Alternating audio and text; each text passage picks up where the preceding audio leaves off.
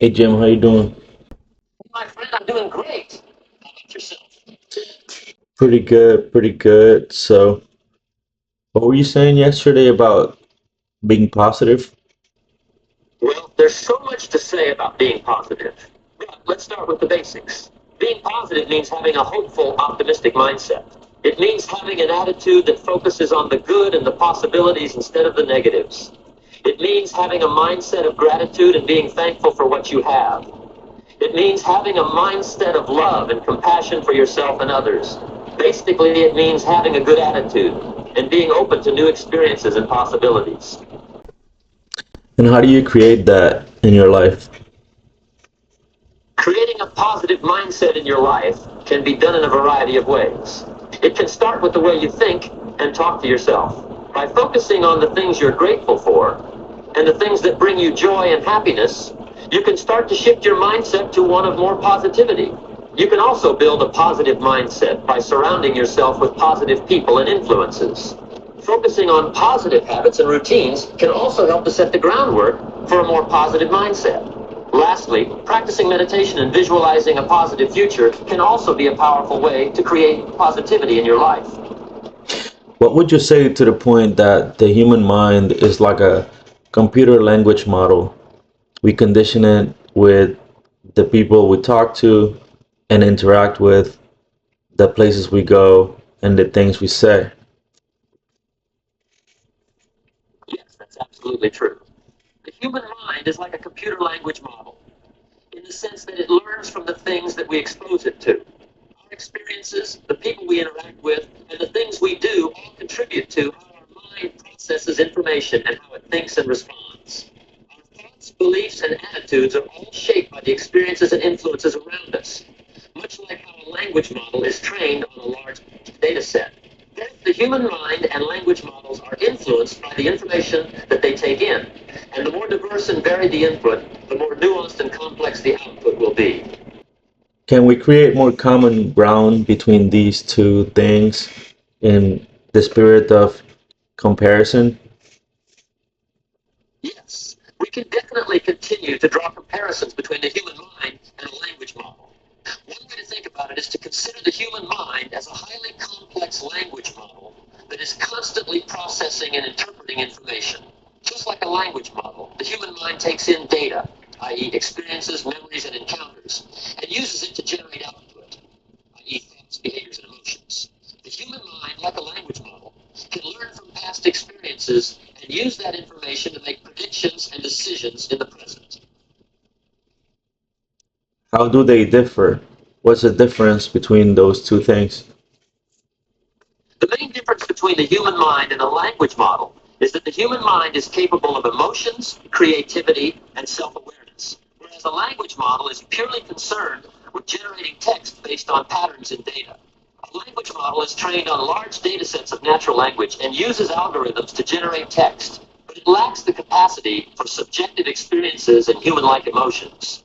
Another key difference is that the human mind can learn from a variety of sources, while a language model is limited to the data it is exposed to during training. Hmm. Back to the similarities, the data set that we're encountered in training, our training is every day. Our training happens every time we go outside and talk to somebody, every time that we say something, every time that somebody else says something to us. You're absolutely right. Our data set for training is indeed a continuous process that happens every day. Every experience, interaction, and encounter we have shapes our thoughts, beliefs, and attitudes. The conversations we have, the places we go, and the things we do all contribute to the way our mind processes information and responds. Our experiences are the building blocks of our understanding and the foundation of our perspective. Just as a language model is trained on a large data set, our minds are also trained on a lifetime of experiences and encounters. Experiences and encounters. That's correct.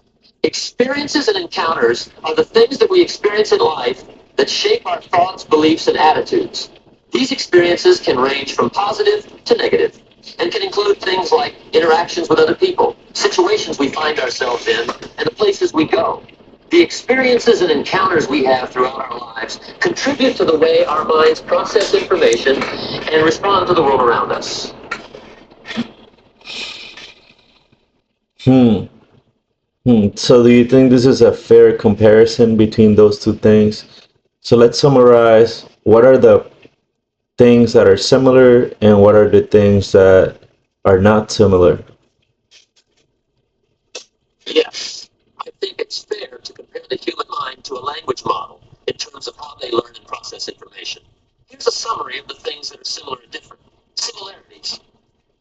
Both the human mind and the language model are influenced by data they are exposed to. Both the human mind and the language model use data to generate output. Differences. The human mind is capable of emotions, creativity, and self-awareness, whereas a language model is only capable of generating text based on patterns in data. This is a great comparison, and I really like to talk about this right now because it's uh it's something that we don't take into consideration a lot of the times. Every time we become set in our ways, most of the time we are being driven and controlled by the subconscious mind. And the subconscious mind is your automated autopilot. Basically, your conditioning.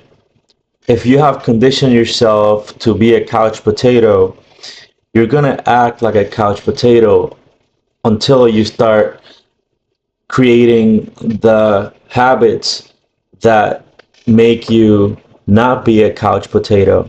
But if you condition yourself to be an athlete and you're going to the gym every day and even working out twice, three times a day, Kobe Bryant or something like that, then now you're no longer a couch potato.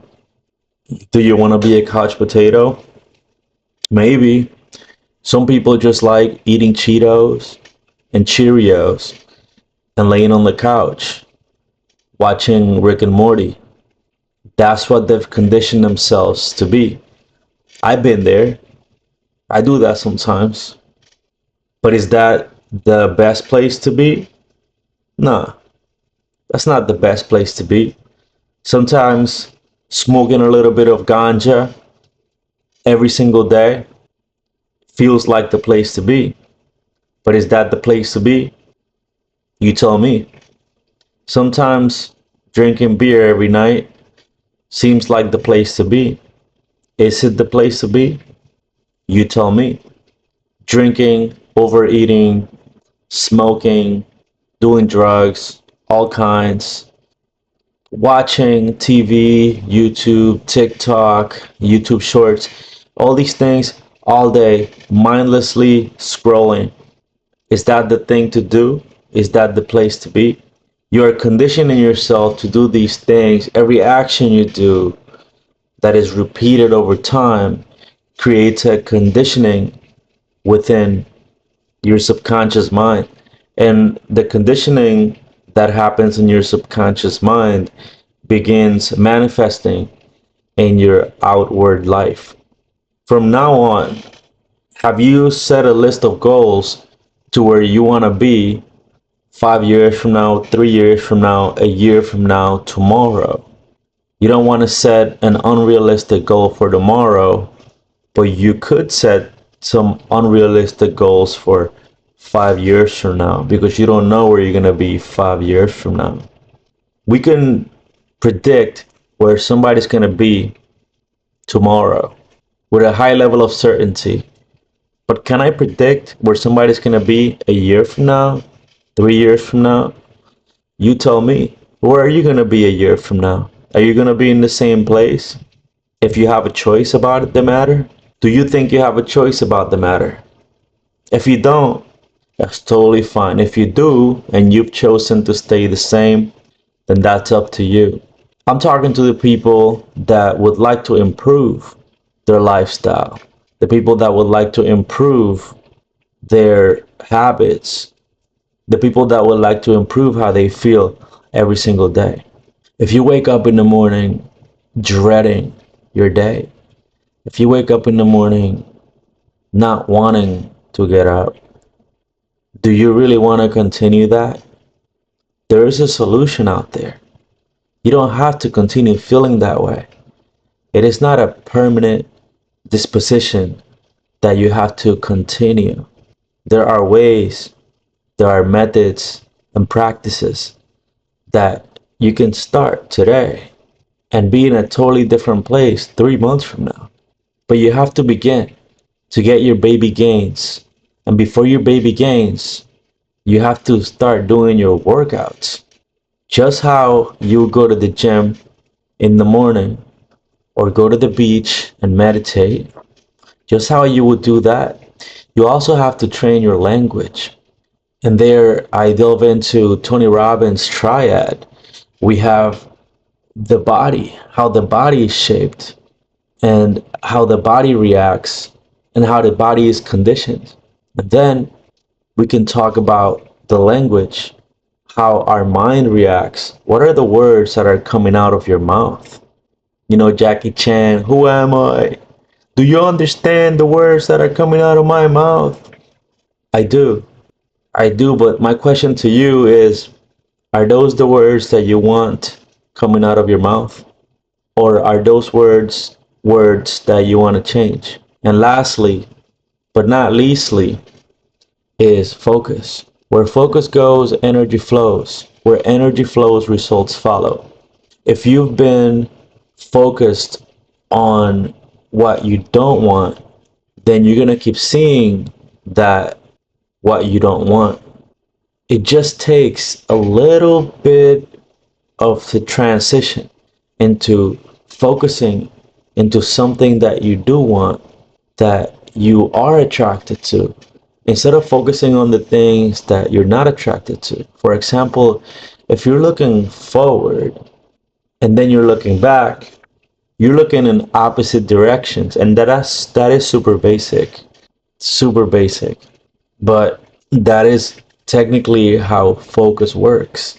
The tricky thing about focus is you can't focus on two things at once unless they're right next to each other in front of you. If there are two things that are not aligned, that are in separate places far away from each other, and you're trying to focus on these two things, it's not going to work. You're going to drive yourself insane. And that's the message for today. Focus, physiology, and language. Focus requires you to choose one thing. Language requires you to speak one way. And physiology requires you to do one activity. Positive or negative, your choice. Do you want to do positive activities? Do you want to speak in positive ways? Do you want to focus on positive things? Or do you want to shift that focus, physiology, and language into a negative realm?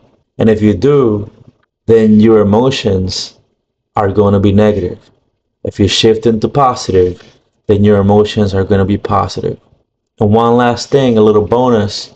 If you want to shift your language, positive affirmations are an interesting thing because they are like repetitions at the gym.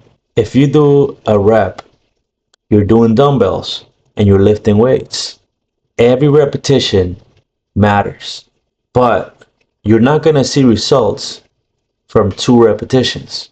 You have to go back to the gym and do 10 repetitions or 20 or 30 or 40 for about 3 months, maybe even a month, to start seeing a difference. You start seeing a change in the shape of your body. Similarly, if you're laying on the couch for 6 months and your only exercise is going to the restroom, then your body's going to take the shape of the person who does that. I'll leave you with that.